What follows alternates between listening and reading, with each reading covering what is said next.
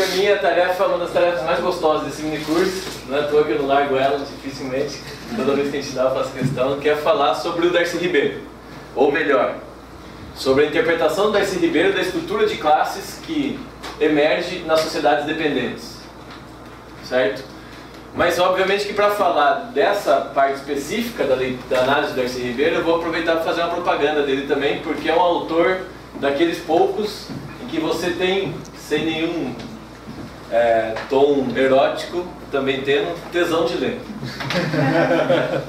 Você leu, é um autor que você lê, e é um clássico que por mais que você discorde dele, ele te faz pensar, te agrega teorias, te agrega conhecimento e, acima de tudo, te faz ter criatividade para elaborar novas concepções sobre a tua realidade.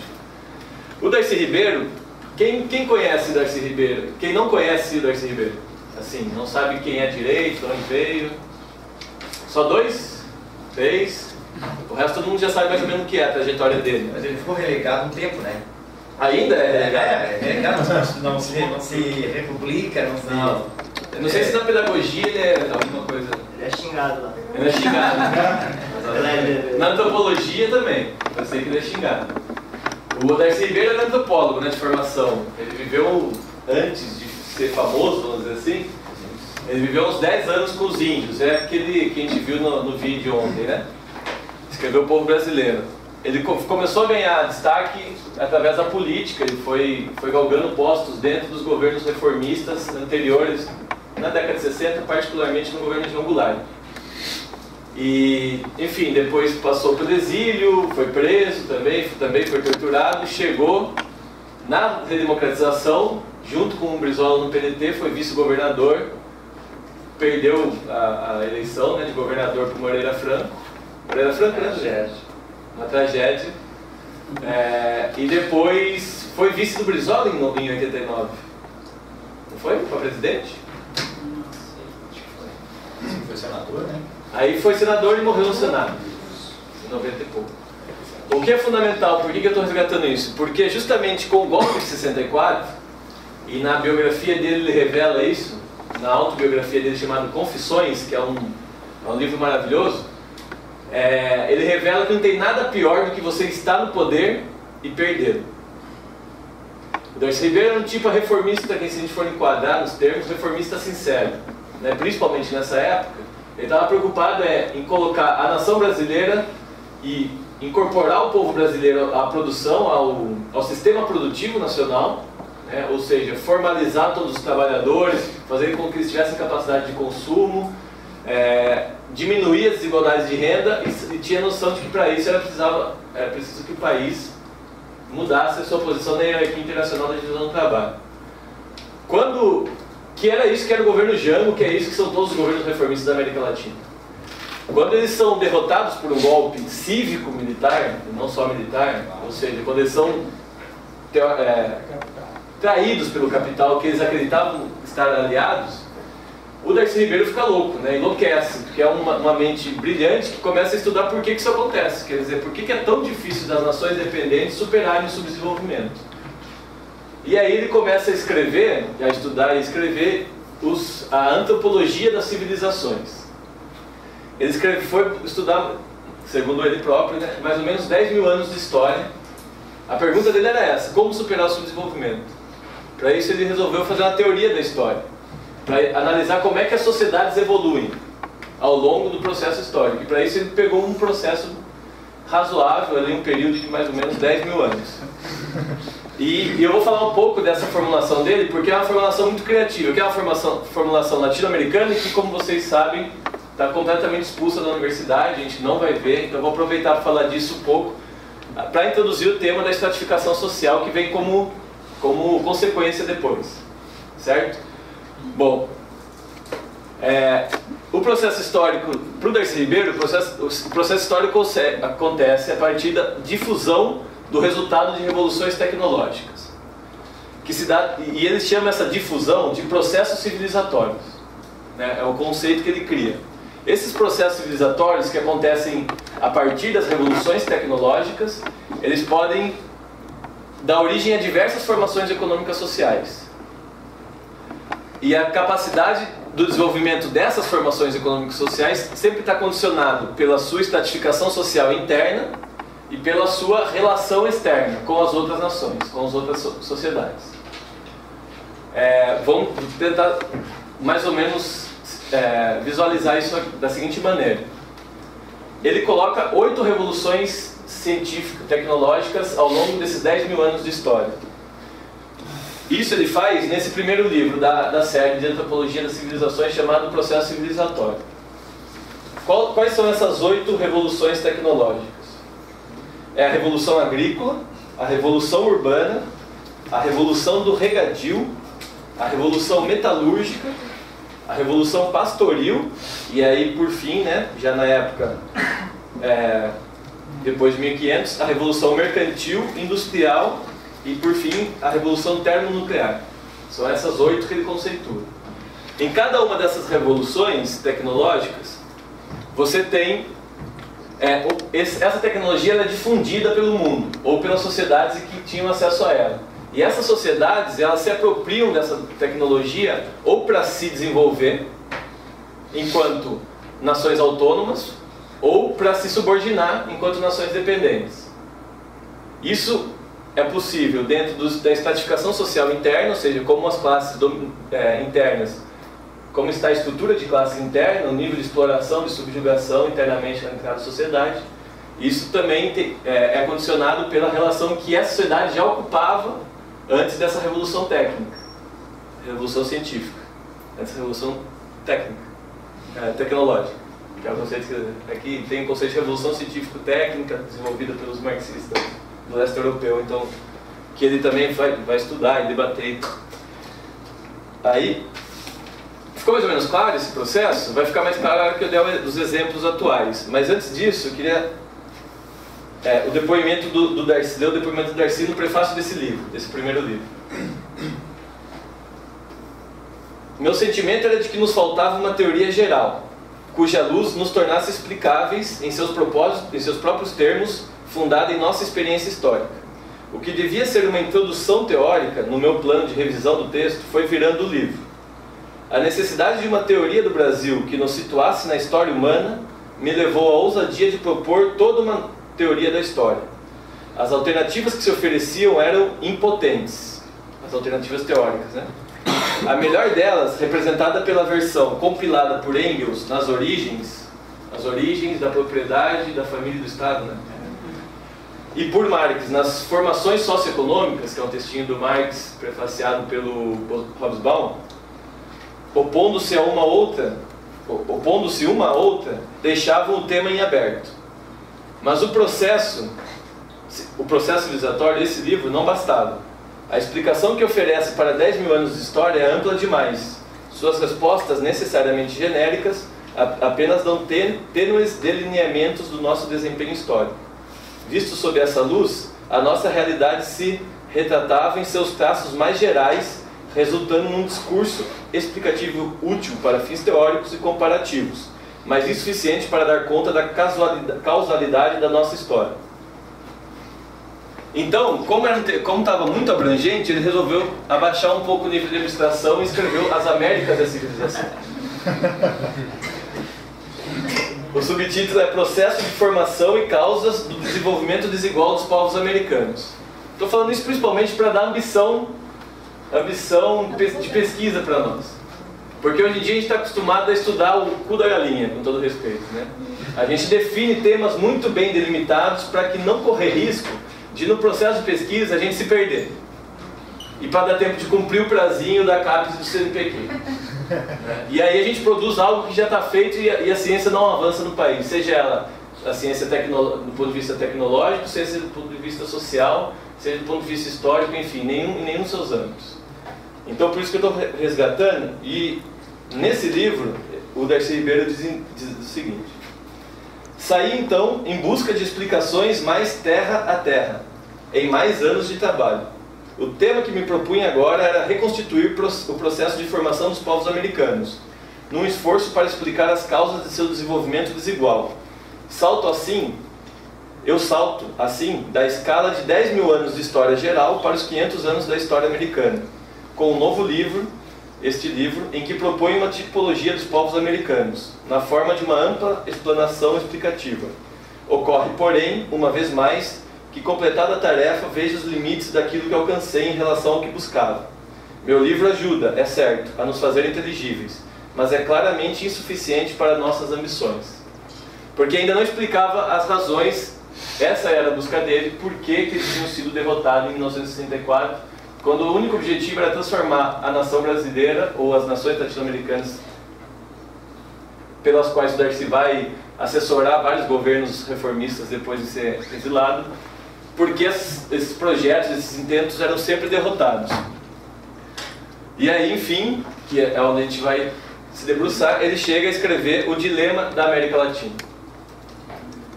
que é o livro sobre o qual nós vamos nos debruçar. O Dilema da América Latina, Estruturas de Poder e Forças Insurgentes.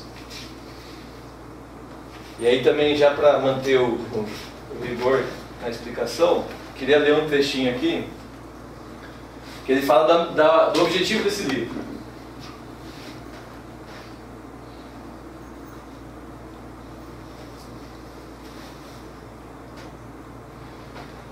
Duas são as fontes do presente estudo. A primeira é a bibliografia citada de estudos sociológicos e históricos, e a vasta literatura política contida em revistas e panfletos, nos quais as esquerdas latino-americanas discutem hoje os fatores responsáveis pelo atraso e pela dependência, e as vias possíveis da ruptura revolucionária com o subdesenvolvimento. A segunda fonte é a nossa própria vivência de 20 anos de participação mais ou menos intensa nas lutas políticas do Brasil.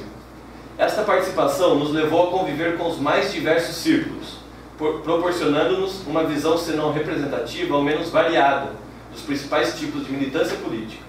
Começando pelo próprio âmbito da família, em que a política já estava presente, passamos ao ativismo estudantil, à militância em movimentos de esquerda e mais tarde ao exercício de funções de assessoria junto a regimes patriciais e particularmente ao desempenho de cargos ministeriais em um governo reformista. A essas experiências se somaram por fim anos de exílio em diversos países da América Latina e meses de prisão numa fortaleza do exército e num quartel de marinha, que de certa forma completaram nossa visão dos protagonistas da vida política brasileira nesse período. Essas vivências nos deram a oportunidade de observar e registrar acontecimentos e tendências que se refletem no presente estudo. Isso não significa que eles sejam um testemunho. Aqui, como em trabalhos anteriores, nossa atitude é a do estudioso politicamente participante, que utiliza o instrumental metodológico das ciências sociais para ampliar o conhecimento disponível dos problemas cruciais com que se defrontam as nossas sociedades, a fim de contribuir para que, dentre as diferentes alternativas, se concretizem as que mais favoreçam as camadas majoritárias da população. Esta posição engajada, ao contrário do que diz o princípio positivista da neutralidade científica, nada mais é do que a explicitação dos fins a que desejamos servir e dos objetivos que buscamos atingir. A imparcialidade, neste caso, seria um escamoteio malicioso, como dos que não podem confessar suas lealdades, ou ingênuo, como dos que não indagam a si próprios sobre os interesses a que servem.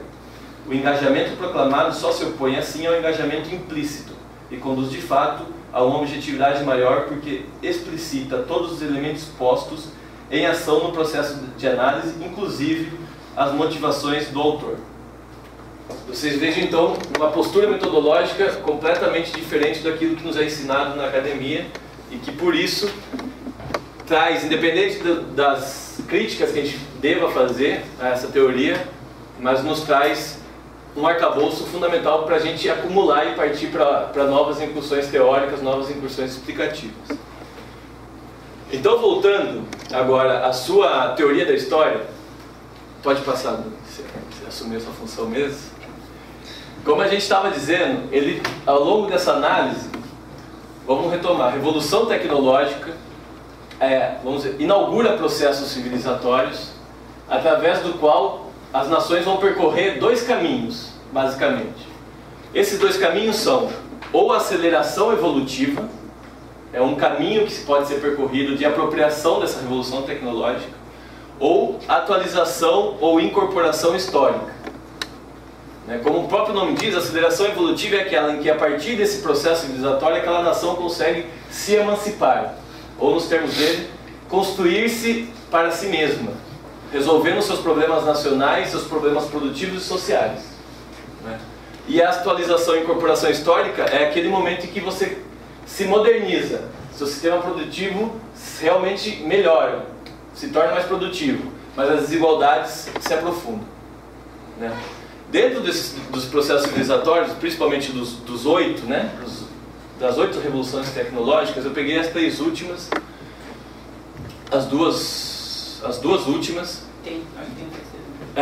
São 3 últimas, para ilustrar como é que é a teoria da história do Darcy.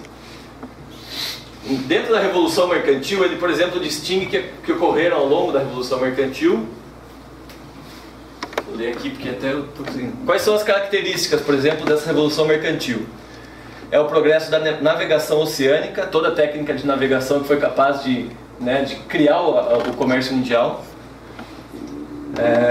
O progresso das armas de fogo e da metalurgia do ferro, né?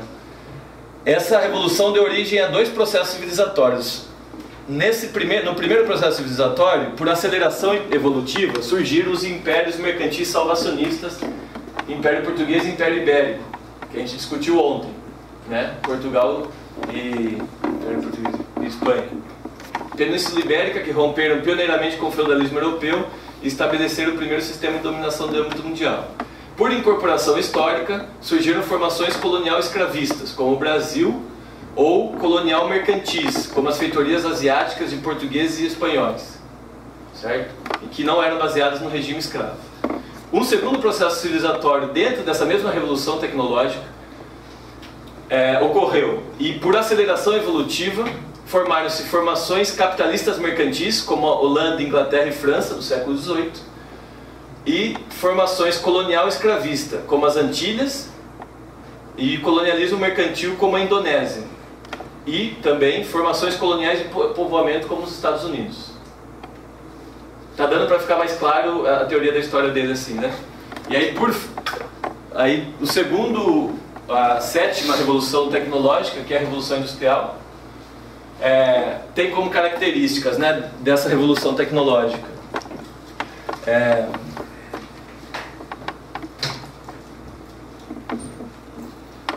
Bom, Revolução Industrial tem como característica, todo mundo já sabe as características tecnológicas da Revolução Industrial, achei que estava escrito ali para ser mais preciso, mas está escrito outra coisa. Que é o invento da máquina a vapor, que é o domínio das fontes de energia, e por fim, que vai acabar com o invento do motor a combustão, petróleo, né? Essa Revolução Industrial, no esquema do Darcy, dá origem, no primeiro processo civilizatório, por aceleração evolutiva, formações imperialistas industriais, Inglaterra, França e Estados Unidos. Veja como os Estados Unidos saiu de uma formação, de uma incorporação histórica, do processo de revolução anterior, do processo civilizatório, e nesse processo de revolução industrial conseguiu galgar a uma etapa de aceleração evolutiva, justamente pela forma como que ele absorveu a revolução técnica. E formações capitalistas neocoloniais, na qual estamos nós e a África.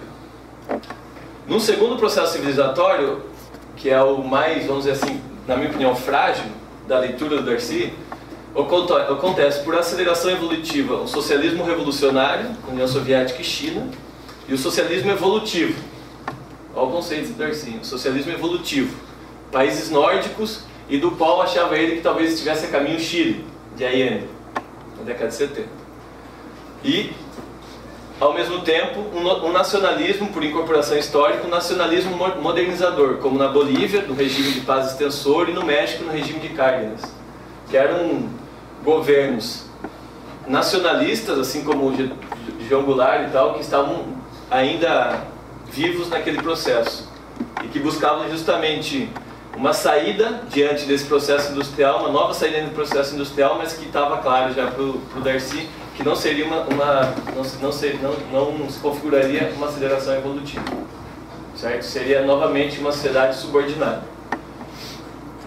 Pode passar, querido.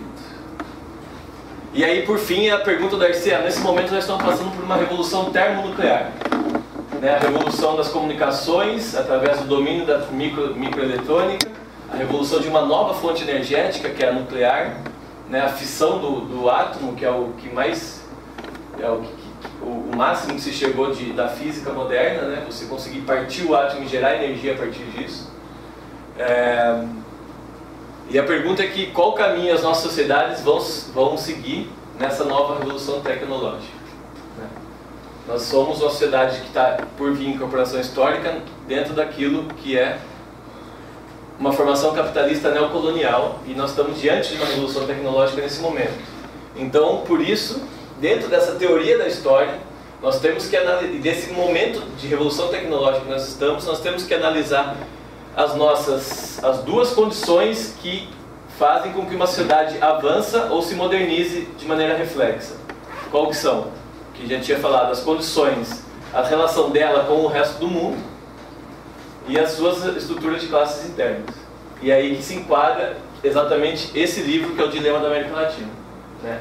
Ele faz isso tudo que eu falei agora é só uma introdução para o objetivo desse livro, que é analisar a estrutura de classes interna da América Latina. Bom, assim como o Rui Mauro Marini chamou de industrialização dependente, veja que a gente vai sair, até por ele ser antropólogo, a gente vai sair um pouco da ortodoxia marxista, coisa que ele nunca se procurou ser, inclusive.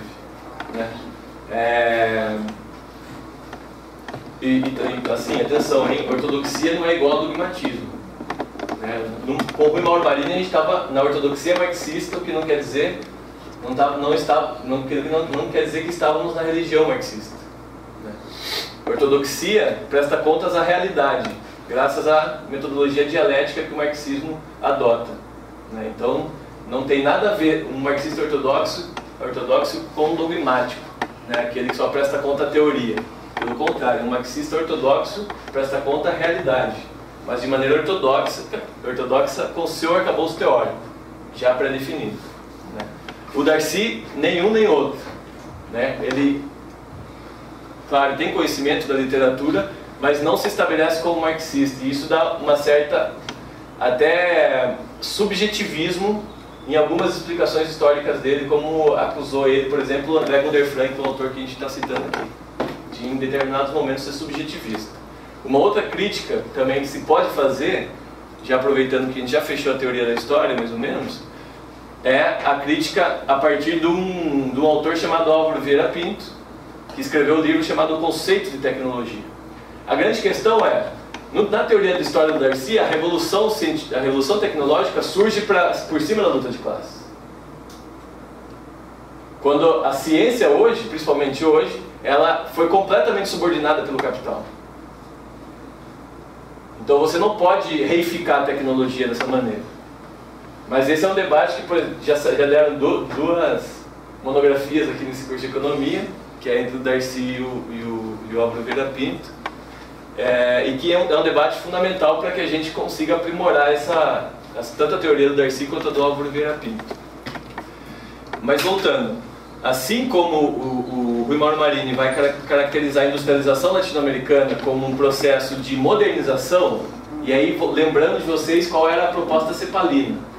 A proposta cepalina apresentava a industrialização como uma panaceia do subdesenvolvimento. É industrializar para sairmos da nossa condição nossa situação na hierarquia da divisão internacional do trabalho, e basta industrializar que nós vamos sair, a ponto de muitos desenvolvimentistas elogiarem a parceria com o capital estrangeiro para a industrialização. Né? Na década de 50 e 60 foi proposto pela consciência crítica das universidades que se fizesse uma articulação naquilo que a gente chama de tripé da industrialização, que é o capital nacional, o capital estrangeiro e o Estado, que assim a gente conseguiria superar. O que o Darcy já está fazendo em 69, que é esse livro, o Rui Mauro Marini na mesma época, o Gunder Frank na mesma época, é dizendo essa industrialização, ela recoloniza, ela não supera os marcos da dependência, por vários motivos. Quais são? Em primeiro lugar, impossibilita a aceleração evolutiva, na medida em que a tecnologia não é tomada de acordo com os nossos interesses nacionais. A tecnologia vem de fora, como já foi debatido aqui anteriormente, de acordo com os interesses das multinacionais que vão fazer o cálculo de custo da força de trabalho e custo de novas tecnologias. Se for mais lucrativo você ter uma tecnologia mais obsoleta, porque você tem salários mais baixos, e aí empregando mais gente, e mesmo assim for mais lucrativo, vai ser assim. Se for mais lucrativo ter a última tecnologia de ponta, e ainda assim salários mais baixos, vai ser essa tecnologia que vai ser usada. Ou seja, a tecnologia vem de fora de acordo com as necessidades de lucro das transnacionais, e não de acordo com as necessidades de desenvolvimento, como por exemplo, falou o Daniel ontem, da contradição entre a cidade e campo. Como é que a industrialização e a urbanização surge como complementar à agricultura nos processos clássicos de revolução industrial, e aqui você tem uma ruptura, né? Você tem um aprofundamento da contradição cidade-campo, em que o campo produz para exportar e a cidade tem um inchaço que ajuda a rebaixar a força de trabalho, e a sua produção não encontra saída, a sua produção industrial não encontra saída interna justamente por causa disso, e também vai precocemente exportar, né? Segundo lugar, desnatura, por isso a industrialização recolonizadora, ela é uma desnaturalização do próprio processo de industrialização. Ela não acontece pelas vias ditas clássicas, né? E aí também se pode fazer muita crítica a essa dualidade que geralmente essa literatura coloca como o exemplo europeu, como o exemplo clássico, e o nosso exemplo em contraposição. Aí ainda está colocado, de certa forma, um modelo ideal que é o europeu, né? Há muita gente que critica essa dualidade, mas, enfim, é o melhor que a gente produziu até agora. Muito melhor do que, como disse o Luiz Felipe, fazer uma teorização às avessas, que acha que a gente vai fazer igual aconteceu lá, né? Que acha que aqui vai acontecer a mesma coisa, vai se reproduzir o mesmo processo que aconteceu lá. Essa contraposição nos ajuda, pelo menos didaticamente, nisso, né? A mostrar as nossas diferenças. Essa industrialização recolonizadora, ela cria uma indústria exógena, né? Uma indústria que vai buscar mercados para fora, já que internamente não tem. Remete riquezas para fora, não só em forma de mercadorias, mas os lucros obtidos por essas indústrias são remetidos para fora, não ficam aqui dentro para aumentar, expandir a capacidade produtiva ou aumentar a produtividade.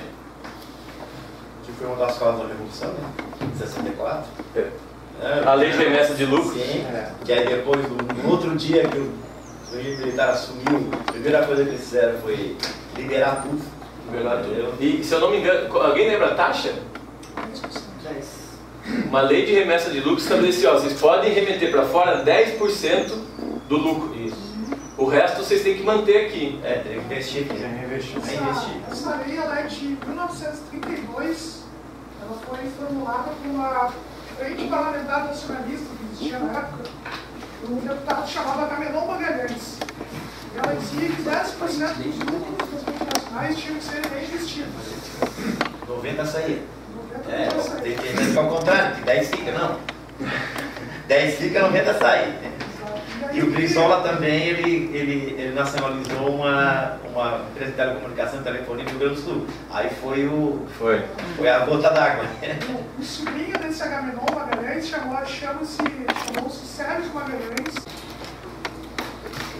Justamente para a gente entender como é que sai dessa conjuntura, sem sair do basismo que ela está colocada, ou seja, como é que você consegue transformar essa capacidade de indignação em uma força, o que o Darcy Ribeiro chama de força insurgente, com consciência política de para onde ir, é que a gente precisa conhecer bem quem são os inimigos, quais são as frações de classe desse inimigo e quais são as nossas potencialidades e as nossas debilidades, né?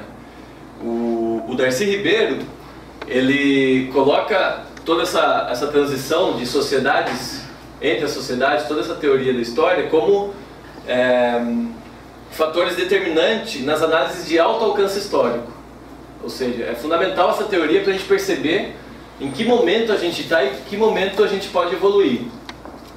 Mas para analisar o médio, a história agora, como é que a gente constrói a história agora, a gente precisa entender como é que está a nossa sociedade de classes, como é que estão estruturadas as classes sociais agora. Porque mesmo nesse processo, antes de uma revolução tecnológica, a gente ainda pode desencadear um novo processo civilizatório.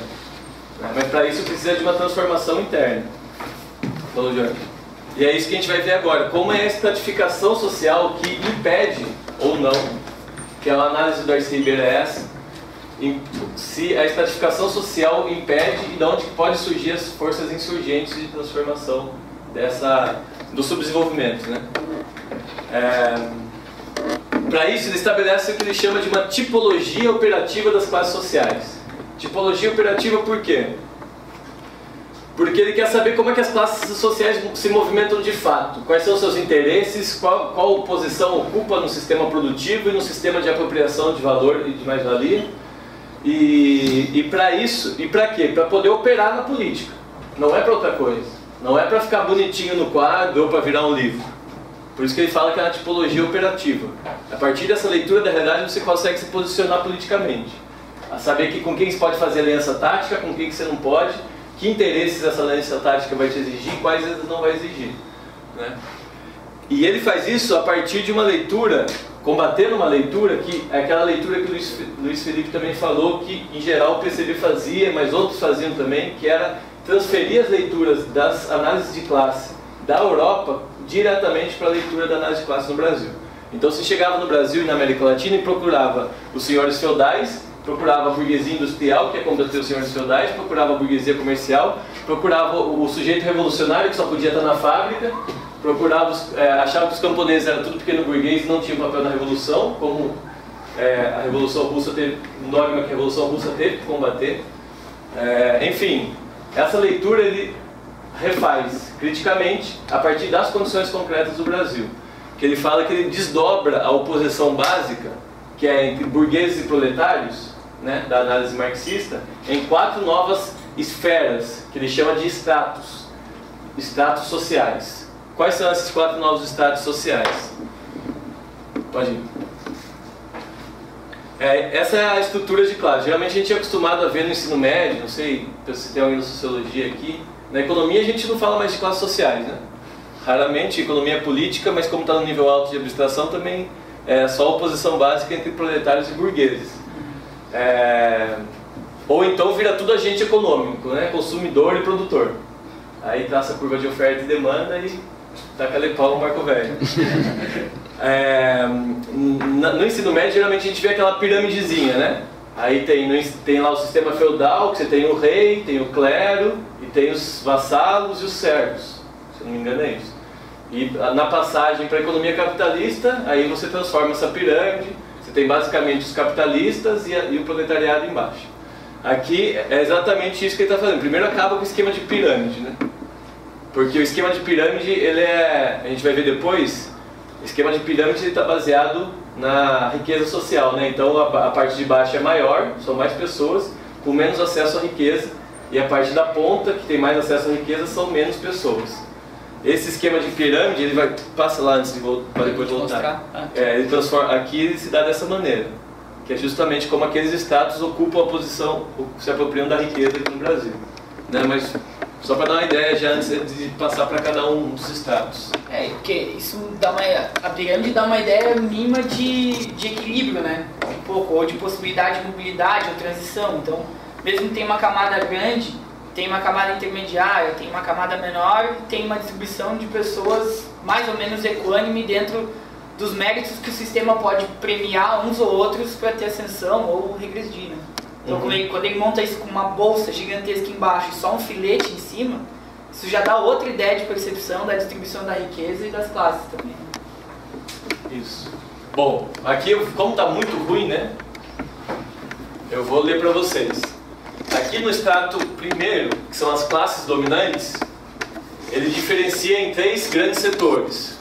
O estamento, que ele chama de estamento gerencial estrangeiro, que são uma classe de executivos que representam no Brasil os interesses das multinacionais e dos bancos financeiros, né? Ou seja, não são proprietários, são executivos, entende? São pessoas também assalariadas, pagas para fazer isso, né? O que dá um caráter muito mais cínico a essa classe, a essa fração de classe.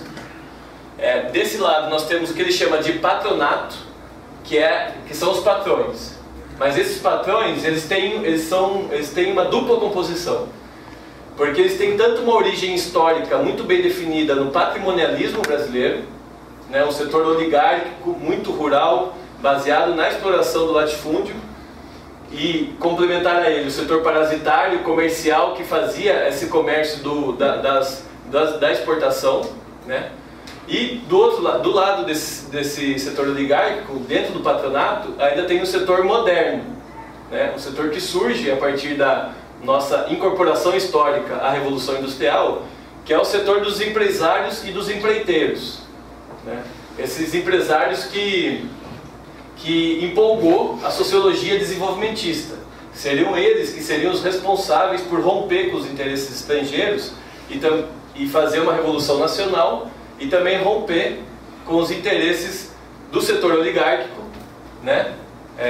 Do setor e produzir a reforma e promover a reforma agrária no país, dando assim o caráter de revolução democrática burguesa ao Brasil, né? O Darcy Ribeiro coloca os dois no mesmo setor, com interesses complementares, né? O setor moderno do patronato, ele surge justamente da acumulação de capital do setor atrasado, na transição da economia cafeira para a industrialização, né? E ele depende em grande medida do setor atrasado, do setor exportador, justamente para conseguir as divisas internacionais, ou os dólares internacionais, para importar os seus bens e suas máquinas e equipamentos. Então ele depende duplamente do setor atrasado, tanto na origem do capital quanto na continuidade do financiamento, né? E com moeda estrangeira para remeter lucro também. Exatamente. Trocar moeda local por moeda estrangeira mas aqui é o patronato nacional. Ok. O CCE é o Estamento Gerencial Estrangeiro. E do outro lado, uma coisa que é fundamental na América Latina, relembrar que não é na análise só do Brasil, é de toda a América Latina, né? A gente tem o que ele chama de patriciado, que são um conjunto de indivíduos civis ou militares que conduzem politicamente o país, né? Que são pagos, remunerados e têm acesso ao poder nas nações latino-americanas. Para deixar mais claro, ele divide patriciado em patriciado estatal, né, que são os políticos, os militares e os burocratas, que têm, obviamente, ainda mais hoje em dia, um poder muito reduzido perto do patronato. Mas se você pensar o que foram as revoltas tenentistas da década de 20, se você pensar o que foi a Revolução de 30, né, justamente a criação de uma tecnocracia, de uma burocracia baseada no setor oligárquico, mas em contraposição ao setor oligárquico que já não tinha mais capacidade de responder à crise de 29. Né? Se você pensar o que é o exército na Revolução Venezuelana, isso mostra como esses aparentemente pequenos poderes ganham dimensões importantes em determinadas conjunturas históricas. Uma reitora, para deixar mais concreto, que no caso não é estatal, mas é ao mesmo tempo civil, né? Que uma série que ele coloca como um patriciado civil, as eminências religiosas, e aí o golpe de 64 mostra a importância que eles tiveram, né, na contra-revolução. São lideranças civis e celebridades. Como todo mundo pode ver, tem vários posts, né? Vários cartazinhos mostrando que celebridade está com quem nessas eleições, para você ajudar a decidir seu voto. Isso não é só burrice, é porque influencia mesmo, né? A Regina Duarte, não sei se ainda está com medo. Bom, abaixo das classes dominantes, ao contrário do que já vinha o proletariado, a nossa sociedade ela é muito mais complexa, porque ganha importância os setores que ele chama de intermediários, que em tese são todos trabalhadores, mas que não se misturam com as classes subalternas, justamente pelo seu caráter de pequena burguesia. Pequena burguesia não é uma burguesia pequena, né? São duas coisas diferentes, embora possa ser também, né? Pequena burguesia é uma situação econômica em que você não é nem classe dominante, nem classe explorada. E por isso mesmo você tem uma consciência de classe completamente ambígua. Em determinados momentos você pode adotar uma postura progressista, em determinados momentos pode adotar uma postura fascista, né? Dependendo da situação, você pode eleger a Marina Silva ou pode eleger o Brizola, né? Para não falar do PT aqui, que já vi que vai dar briga. Então, esses setores intermediários eles dividem em dois blocos: os autônomos, que são os profissionais liberais e pequenos empresários, pequenos comerciantes, etc., e os dependentes, que são os funcionários e os empregados, né, desses profissionais liberais dessa pequena burguesia. Aí, em terceiro lugar, vem as classes subalternas, que ele divide em operariado, fabril e de serviços, e em campesinato. No campesinato tem tanto os assalariados rurais como os parceiros e os minifundiários. Tá? E por fim, as classes oprimidas, que são os que ele chama de marginais. Aqui eu quero fazer um parênteses. Junto com a teoria da dependência surgiu uma teoria da sociologia que é a teoria da marginalização, né? Vários livros falando da dependência, da marginalização e da urbanização, né?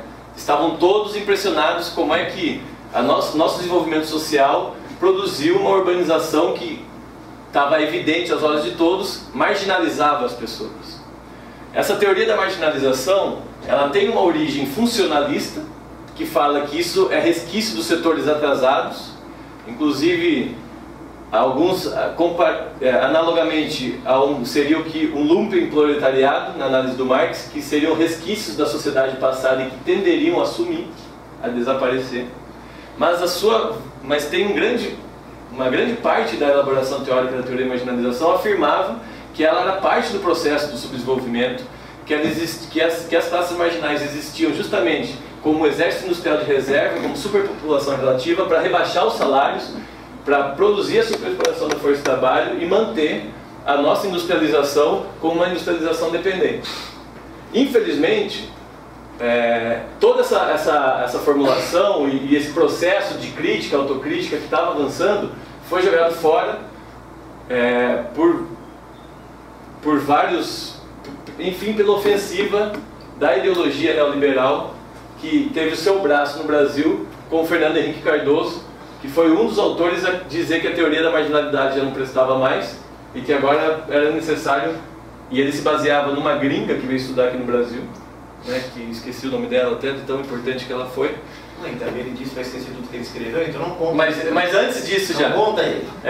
Mas antes disso já, ainda quando ele era o príncipe da sociologia, né, arrumava o dinheirinho dele no Sebrap e influenciava as esquerdas, tanto petista quanto, principalmente petista, né, quanto tucana,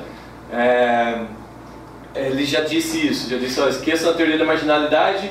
Um dos autores, o Aníbal Quijano, né, um dos principais autores, também vai abandonar, vai estudar outra coisa, enfim, e o Darcy ainda está nesse campo, né, nesse livro, ele está nesse processo.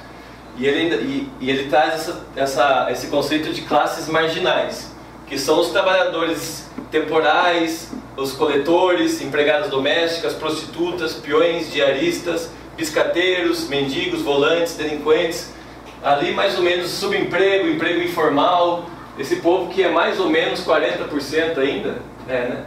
Faltou professor. Hã? Não, Óbvio, cara. É que o professor ele ocupa ali lá em cima, embora alguns sejam prostitutos, biscateiros, ruim tá lá em cima, né? Eles estão recebendo bem para isso. Uma coisa é certa, que aqueles ali de baixo estão aumentando em proporção geométrica. Pois é. Isso aí. E isso aqui, aí vamos voltar lá, ele se divide.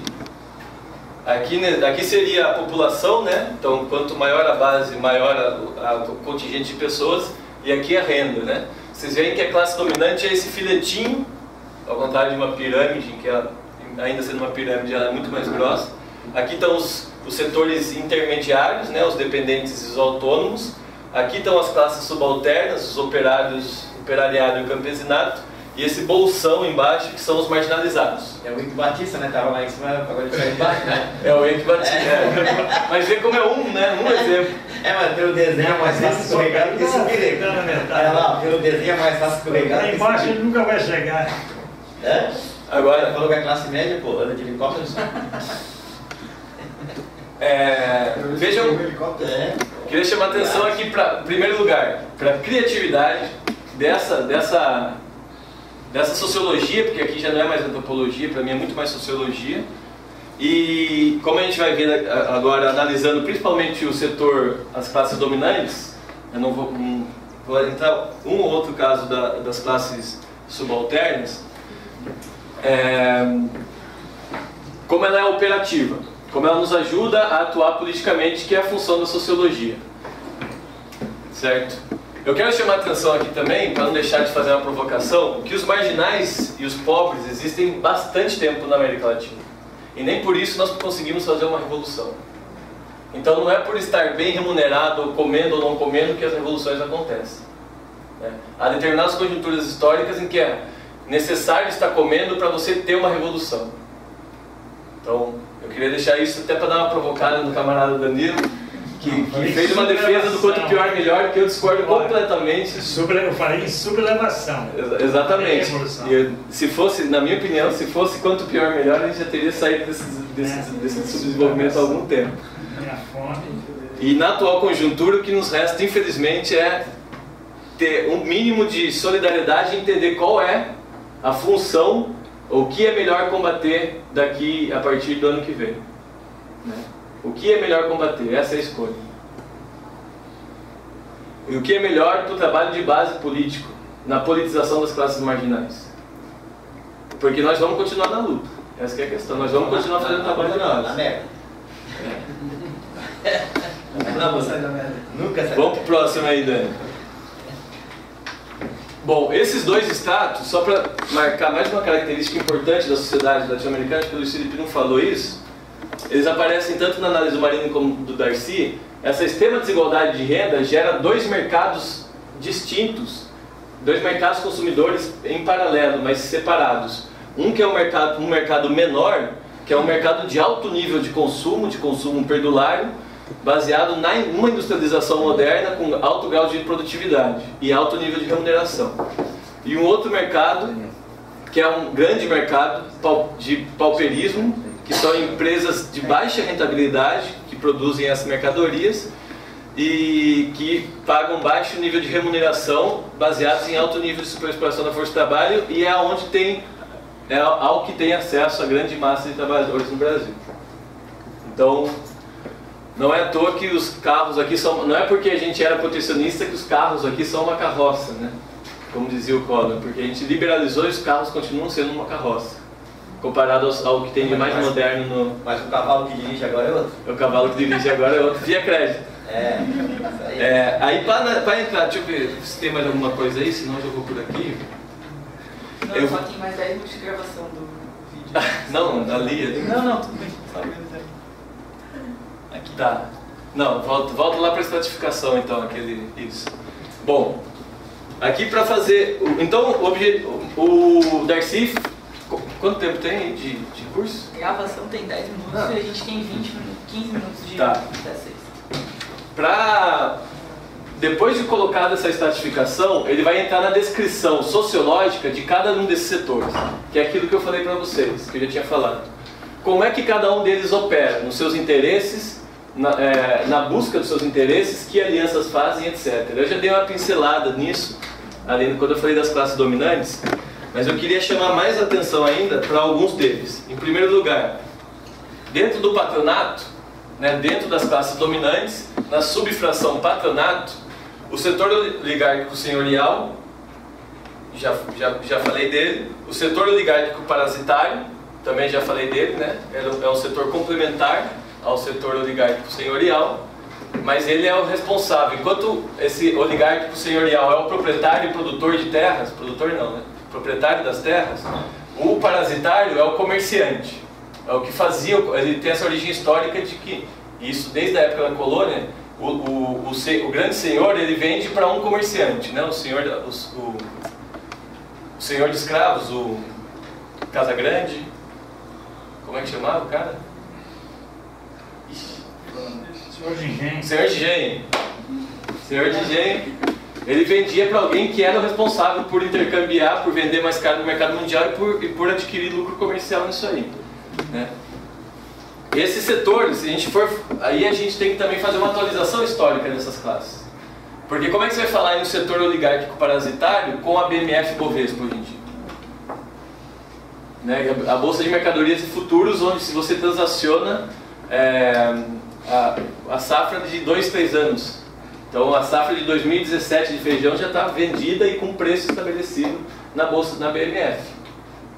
Ele se modernizou completamente. Assim como os latifundiários também se modernizaram muito. E aí vem as leituras principalmente produzidas por parte da intelectualidade orgânica do MST, de como o latifúndio se modificou a partir da década de 70, com alta produtividade, submetido ao imperialismo, né? E aí por isso também a reforma agrária deixou de ser uma reforma agrária clássica, reforma agrária necessária, porque vai enfrentar desde o princípio os interesses das multinacionais, né? E não só um setorzinho que era o setor oligárquico anterior. Então, a gente, só para dar alguns pitacos sobre como essa estratificação social vem se alterando, embora nos seus interesses ainda exista uma fração de classe que vive da renda da venda dos produtos agrícolas, né? que é responsável simplesmente por intercambiar o corredor de leite, por exemplo, né? Ou então por ir lá comprar soja e levar até o porto, né? Bom, sobre o moderno empresarial, acho que eu já falei bastante. Eu esqueci de falar do moderno empreiteiro, que hoje em dia, assim, acho que está muito claro, né, o que representam e a importância política, porque por causa da importância econômica e social que tem as empresas como Norberto Odebrecht, OAS, Andrade Gutierrez, Queiroz Galvão, nos processos de desenvolvimento histórico das nações subdesenvolvidas, né? As razões dadas aí são várias. A capacidade de geração de emprego, por exemplo, é um dos argumentos apresentados. A necessidade de produção de infraestrutura, o acesso à tecnologia, que é uma tecnologia cara e que exige grande mobilidade de capital, então você não pode ter uma concorrência gigantesca, né? Tem que ter aporte do Estado, porque senão você vai depender de multinacionais, pelo qual, por exemplo, o Brasil entra na Venezuela, né? O subimperialismo no Brasil, o subimperialismo brasileiro na Venezuela entra principalmente através das grandes construtoras. Estão produzindo lá, a Odebrecht está produzindo lá extensões da linha do metrô de Caracas, está produzindo as pontes sobre o rio Orinoco e tem produzido também plataformas de petróleo. Mas é interessante como o subimperialismo brasileiro na Venezuela, dirigido pelo governo petista, atua de forma fundamental para a sustentação do regime chavista na Venezuela, contraditoriamente. Todos os venezuelanos defendem, e todos os críticos e organizações políticas de mais crítico que se tenha na Venezuela, o máximo de consciência que eles têm é de que o Brasil é um parceiro fundamental para a sustentação do processo. Então, quando a gente vai lá, nesse processo de fazer a crítica, a gente também aprende o quanto é contraditório esse esquema subimperialista, que ao mesmo tempo explora, mas ao mesmo tempo, da forma como for dirigido, como por exemplo foi dirigido nas negociações do gás com a Bolívia, né, que seria completamente diferente se fosse dirigido por Aécio Neves, por exemplo. E aí fazendo não a defesa, mas a mediação da diferença entre um e outro. Pequenas, mas que, na minha opinião, existem, né? Além disso, do patronato, o patriciado eu já falei um pouco, mas é importante falar, eu acho, falar um pouco mais do estamento gerencial estrangeiro, que é essa, ele não é à toa que ele é a cereja do bolo. Não é à toa que ele é a cerejinha do bolo, né? O estamento gerencial estrangeiro, como a gente estava analisando dentro da teoria, a gente tem uma constrição, uma restrição interna, que é a estrutura de classes, e a gente tem uma segunda restrição que é externa, a relação dessa nação com o resto das nações, que impedem a gente de entrar numa aceleração evolutiva dentro de um determinado processo civilizatório. O estamento gerencial estrangeiro representa a internalização dessas restrições externas. Enquanto antigamente você tinha o setor estrangeiro como de fato estrangeiro, hoje ele está aqui dentro de nós, completamente internalizado e defendendo seus interesses como fossem nossos interesses. Eles controlam o comércio exterior, implantam empresas de produção de artigos para produção de artigos de exportação de produtos primários ou industrializados, exploram os serviços públicos. Acho que foi o Danilo que apontou, a água, principalmente depois das privatizações, entraram com tudo na exploração dos serviços públicos, água, energia, luz, loucos para entrar no petróleo. Universidade, escola. Universidade. Exploram o trabalho assalariado interno para remeter as riquezas para fora e investem em bancos e empresas de financiamento, né? Aí acho que o resto já foi colocado.